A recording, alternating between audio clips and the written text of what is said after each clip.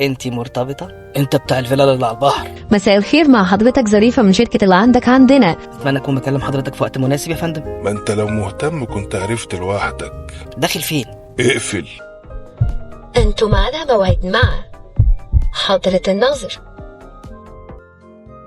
مساء الخير، مع حضرتك ساحب من شركة شخل للتسويق العقاري. اتمنى اكون بكلم حضرتك في وقت مناسب يا فندم. اتفضل امرني.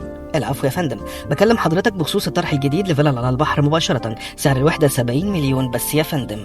بعد اذنك ممكن ما تقولش بس وكمل كلامك عادي. حاضر. 70 مليون فقط يا فندم، على اقساط لمدة 2 سنين.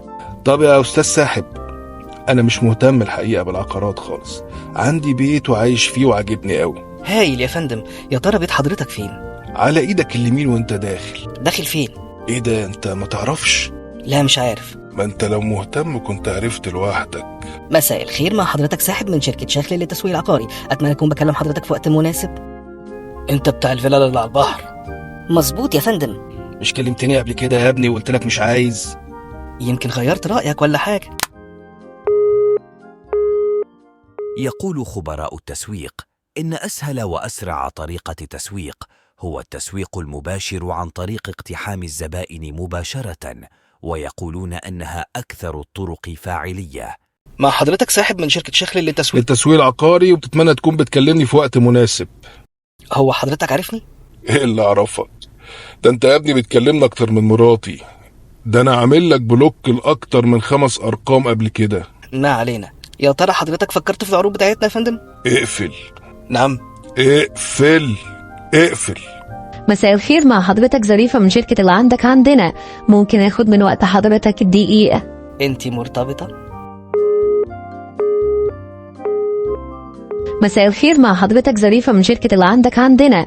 ممكن اخد من وقت حضرتك دقيقة؟ الباقة بتاعتي مكفياني، والنت مكفيني، والمكالمات ما بتخلصش. طب اسمع العروض يا فندم. الباقة بتاعتي مكفياني، والنت مكفيني، والمكالمات ما بتخلصش. الباقة بتاعتي مكفياني، والنت مكفيني، والمكالمات ما بتخلصش. الباقة بتاعتي مكفياني، والنت مكفيني، والمكالمات ما بتخلصش. جندت الشركات مجموعات من الشباب لتقوم بهذه المهمة، فقد حولها البعض من علم له قوانينه إلى لعبة ظريفة يستمتعون بها، فيتحدثون عشرات المرات إلى نفس الشخص حتى وإن رفض عروضهم في السابق مرات عديدة.